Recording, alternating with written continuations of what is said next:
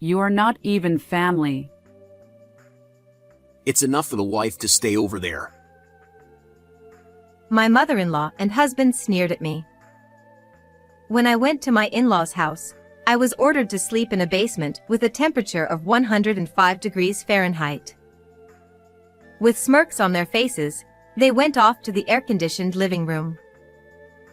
Enraged by their terrible treatment, I left the divorce papers and disappeared.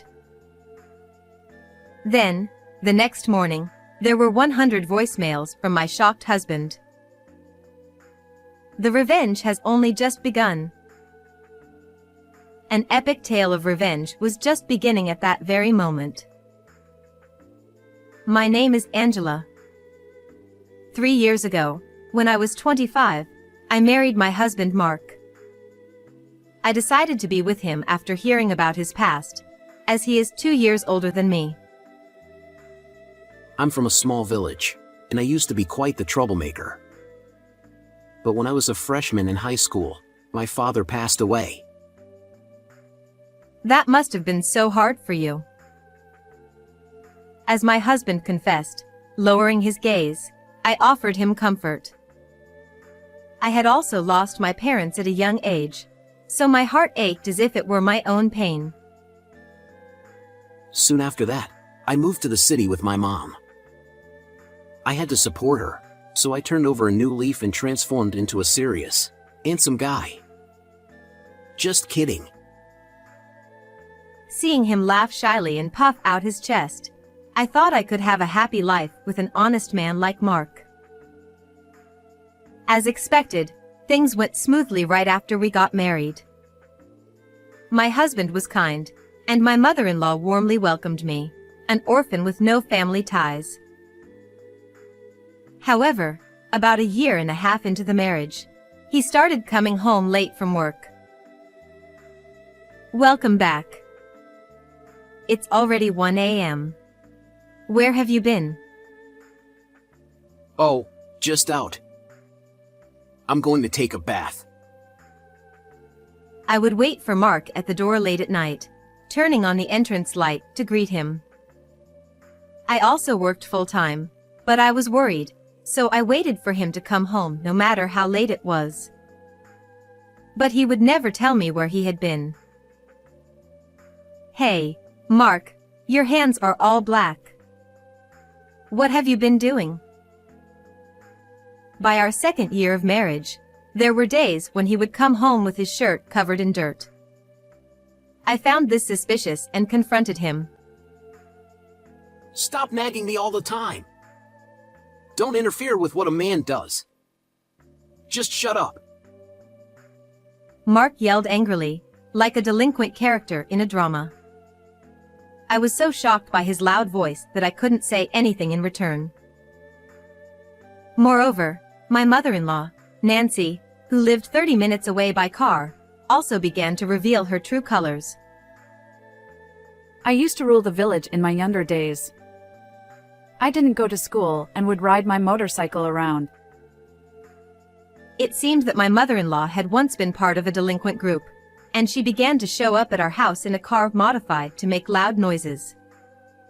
She would use the spare key my husband had given her to enter our home without permission and take food and daily necessities.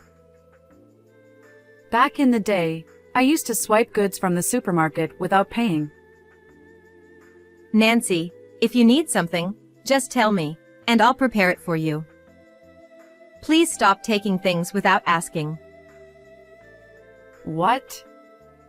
How dare a daughter-in-law speak so arrogantly? How cheeky. No matter how many times I warned her, Nancy refused to listen and, worse, would rage and wreck the room before leaving. I'm at my wit's end. No matter how clearly I speak, it's like talking to a wall. But I knew I couldn't let things continue like this. I realized that sooner or later, I would have to have a serious conversation. One day, my husband took some time off for summer vacation, so we decided to visit his family home. Usually, we just do day trips, but this time we'll be staying overnight. What? I wish you had told me that sooner. Hearing about the overnight stay at the last minute, I hurriedly prepared the day before our visit. But maybe this is a chance for us to have a proper family talk. It could be an opportunity to clear up any misunderstandings. At this moment, I was still naively believing in the family bond, completely unaware of the true intentions of Mark and his mother. You're late. The next day, in the early afternoon, when my husband and I arrived at his family home, Nancy, with a cigarette in her hand, yelled at us as soon as she opened the door. The traffic was bad. There was a slow car in front, and I was thinking of tailgating them real close. In that case, you should just overtake them from the opposite lane, and if the cops chase you, shake them off. Laughing as they walked into the house, Nancy and Mark looked like completely different people from when we got married. This is the first time I've seen Nancy smoke. I sat down quietly in the living room where I was shown, feeling slightly uncomfortable. Angela, I need you to take care of the neighborhood association's accounting records. As I was taking out a gift box of assorted jellies from my bag, a pile of receipts and papers was dumped on the table in front of me. When I looked bewildered at Nancy and the documents, she quickly snatched the gift from my hand. I've been asked by my neighbors to take on the role of the accounting job. With an exaggerated shrug, she tore open the wrapping paper of the jelly box. It was strange that someone like her, who boasted of playing around instead of going to school and not even knowing basic addition, would be asked to handle the accounts. So, you need to finish the accounting work right away. Right now? Me? Ha! Are you saying you can't do it? Startled by her demonic expression as she yelled at me, I instinctively glanced at Mark for help. However, my husband just started lounging around, watching TV as if it had nothing to do with him. Since we're staying here tonight, maybe it's my duty as the daughter-in-law to do at least this much. I tried to convince myself and searched on my phone for how to keep the books. Imitating what I saw, I began the accounting work, checking the receipts and past documents. However, no matter how much I worked, the job never ended, and it quickly turned to evening. Oh, by the way, there's a summer festival in 2 days. Tomorrow we'll be busy with preparations, so you two will help with the stalls. A summer festival? Exhausted from the accounting work, I couldn't help but cry out. I'm heading out for a meeting tonight. Unlike me, who was exhausted, Mark seemed to be excited about the summer festival, his voice bubbling with enthusiasm. It's just a drinking party, right? Well, that's how adults enjoy summer festivals. Nancy chuckled and finally took out the chilled jelly from the refrigerator and started eating it by herself. Then, my husband went out for his meeting, and Nancy said she was going out for dinner with friends. They both left the house by 6 p.m. After that, I was alone, calculating until late at night. They finally returned around 11 p.m., with Mark completely drunk and Nancy louder than usual. Tomorrow is the day before the festival. Time to sleep. Oh, Angela, you sleep in the basement. As soon as they came back, Mark and Nancy led me to a small, windowless basement. What is this place? It's so hot. As soon as I opened the door, a heavy, damp heat wafted out, and when I looked at the thermometer in the room, The temperature was 105 degrees Fahrenheit. There was only one moldy, old mattress inside. For the wife, this place is good enough. That's right. You're not even family. When I looked at the two of them in disbelief, they both snickered, saying, "You should be grateful we even prepared a mattress for an outsider. This can't be. If I sleep here, I'll get heat stroke." I pleaded desperately, asking them to at least let me sleep on the living room sofa. But at that moment, Nancy shot me a sharp glare. Ha! A stranger like you is being so selfish. We'll talk after you finish the remaining accounts. She shoved all the accounting documents into the basement, her breath reeking of alcohol. Tomorrow is the festival preparations. We're leaving early in the morning. Mark, completely drunk, spat out these words before heading back to the air-conditioned living room with Nancy. It's too hot in here to do any calculations. And we can't even have a family conversation. I found the basement suffocating, so I went out into the night garden to cool off and think about what to do. Then, from inside the house, I heard Nancy's voice as she talked on the phone with a neighbor. I strained to listen and heard her saying something I never expected. "What? Is that what this is about? Fine, I'm ending this marriage today." Learning the terrifying truth, I was filled with rage. I waited until the family was asleep, then quietly researched the necessary documents and procedures for a divorce. I printed the required papers and placed them smack in the middle of the basement. Well, tomorrow will be interesting. I smirked and left the in-laws' house, deciding to stay at a nearby business hotel. I could hardly sleep that night, but the next morning, I was in a great mood. I received numerous calls from my husband, and there were 100 voicemails. When I played them back, I heard Mark's loud voice saying, What's the meaning of leaving divorce papers like that? My mother-in-law also shouted, Are you planning not to come for the summer festival preparations? You stupid wife! However, their voices gradually toned down, and by late morning, they had changed to something pitiful, almost on the verge of tears. It seems like it's just the right time. Sensing what might have happened, I decided to head to the summer festival preparation site, carrying a paper bag. When I arrived at the site, I was met with the sound of shouting. What is the meaning of this?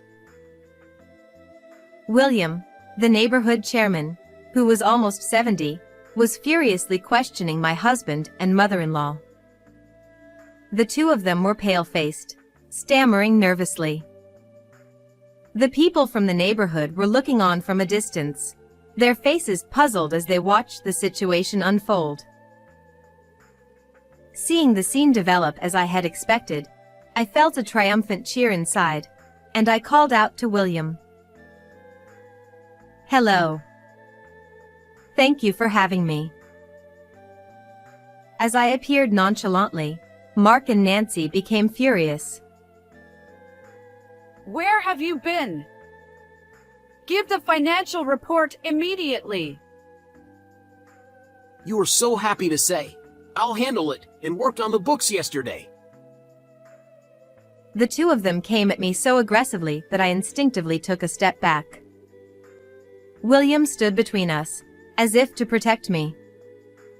He held 3 sheets of paper in his hand. I delivered those complaint documents to William's house last night. I pointed to the documents in William's hand and raised my voice, so everyone around could hear. Mark and Nancy were startled by my sudden loud voice. Mark and Nancy have been embezzling the neighborhood association's budget. When I declared this loudly, the people in the neighborhood murmured, "What?" What are you talking about? You crazy girl! Have you gone mad from the heat or something? Panicked, my husband and mother-in-law turned red and lashed out at me. But I ignored them and explained to William and the people gathered for the summer festival preparations. Actually, while I was doing the accounting the day before, the budget set by the neighborhood association and the amount spent just didn't match up. The same was true for the summer festival. No matter how many times I recalculated, the numbers didn't add up at all. I mentioned to Nancy, maybe some receipts are missing? But Nancy yelled at me Just make the numbers match up. and insisted I enter the books as if the entire budget had been used up. The more I thought about it, the more troubling ideas came to mind. In reality, they haven't used the entire budget. So what happens to the leftover money? No way. And that night, when I couldn't bear the heat in the basement and went out to the garden, I heard the sound of drunk Nancy yelling on the phone near the vent. She seemed to be talking on speakerphone, and I could clearly hear the person on the other end of the line. A neighbor, sounding apologetic, said, "I've always handled the accounting every year, so I did it again this year." Then, the next moment, my mother-in-law replied, Leave it to me. After all, I'm quick with numbers, and I was great at studying too. and then, in a hushed tone, she continued, Since there are fewer people in the neighborhood, it seems the summer festival budget has been cut in half. Even William seemed disappointed. She added, So, make sure not to mention anything about the budget, okay? She repeated this several times. I widened my eyes in shock. Because I knew the neighborhood budget hadn't changed by a single dollar from the previous year. At that moment, I was convinced that Mark and Nancy were planning to pocket the neighborhood funds. That's why I informed William last night about your embezzlement of the neighborhood funds with a letter and documents. I looked straight at my husband and mother-in-law in front of me. Oh, no! This girl is just mistaken. She probably made a calculation error. Yeah, you. You're such an idiot. With strange smiles, they shrugged at the neighbors, as if to say, "What a troublesome wife." No, there is more proof. When I took my smartphone out of my bag, Mark and Nancy looked at me with puzzled expressions. The sound is a bit low, so I'll play it through this speaker. I spoke to William standing next to me, borrowed a speaker nearby, and connected my phone. Then, the whole venue was filled with a loud recording of a conversation between Mark and Nancy. It turns out it's pretty easy to pocket the neighborhood funds. With this, we can pay off the debt. No problem. The night before, after she finished her call with the neighbor, Nancy started talking to Mark, and I had recorded it on my phone. Upon hearing their plot being exposed, they both let out a small scream, and the recording cut off abruptly. You too. So you were embezzling after all. William, veins bulging on his temples, confronted my husband and mother-in-law. They realized it was impossible to continue covering up their theft. After a brief moment of silence, Nancy furrowed her brows deeply, putting on a troubled face. William, I'm so sorry.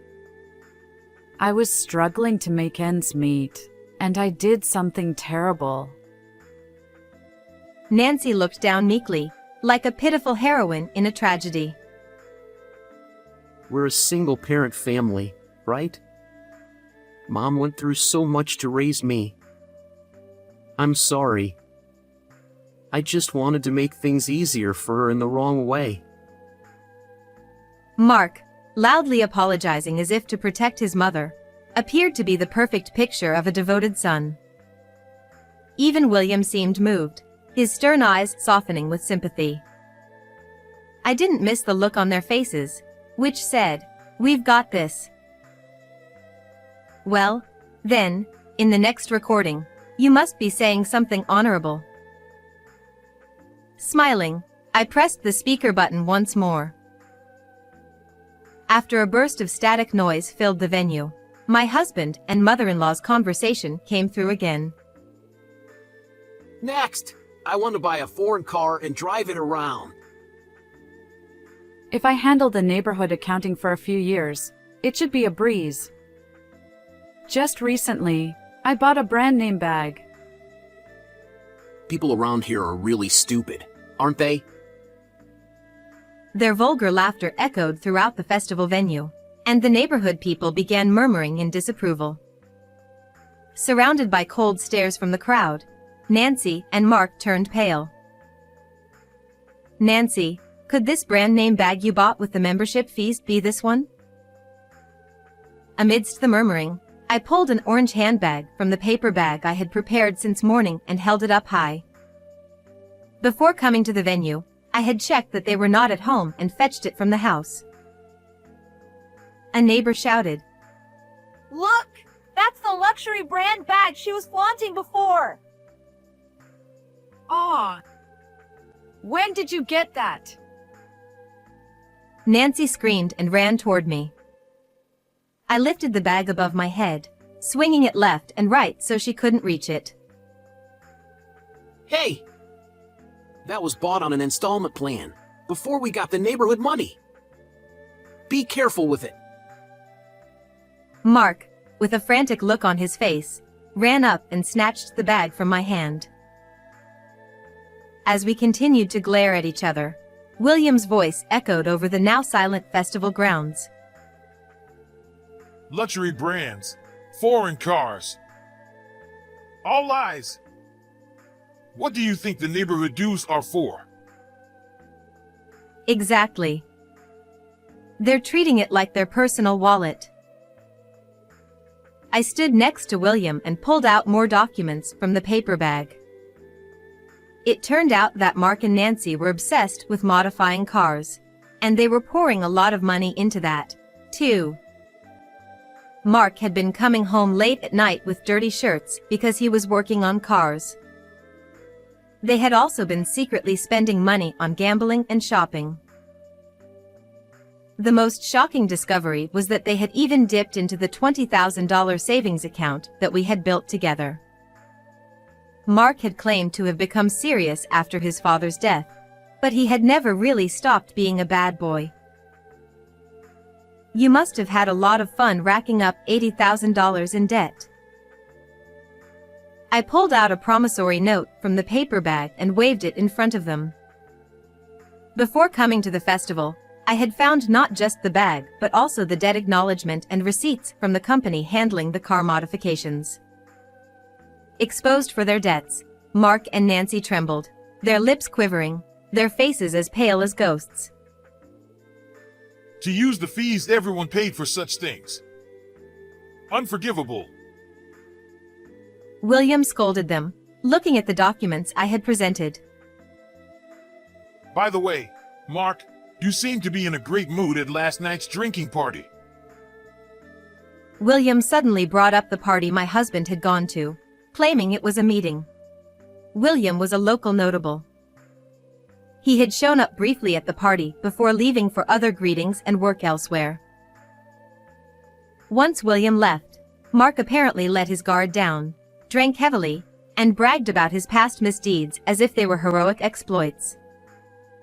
Quite ridiculous for someone his age. I felt embarrassed, but my husband had done more than that. He had persistently hit on a young woman who had just turned 20, trying to get her to go out with him. Attendees around him had repeatedly tried to stop Mark, but he was too drunk to listen to any of them. No way I would do something like that while married. Oh, but you were flirting. You left early, So you didn't see anything? Mark pouted like a child, and William sighed in exasperation. You fool! The girl you were hitting on was my dear granddaughter. I heard everything straight from her. My husband's face drained of color at this unexpected turn of events. Seeing this, the neighbors around us chuckled and said, "That's why we tried to stop you." Well, even if she wasn't the chairman's granddaughter, it's still unacceptable. Looks like this marriage is definitely over. I left the divorce papers in the basement. Did you sign them properly? No. I haven't signed them yet. Come on, I was just drunk. We only took the neighborhood funds because we lost our heads for a moment. Yes, we just got carried away. Let's turn over a new leaf and start over. You're the only one I love. It's always been you. Nancy and Mark tried to get closer to me, pleading. But their words no longer meant anything to me. William, do you think I can get compensation for the matter with your granddaughter? I loudly asked the chairman, ignoring the two of them. I'll ask the lawyer we always work with, but if the man who flirted with my granddaughter is single, it might just be considered romance. William replied, scratching his chin.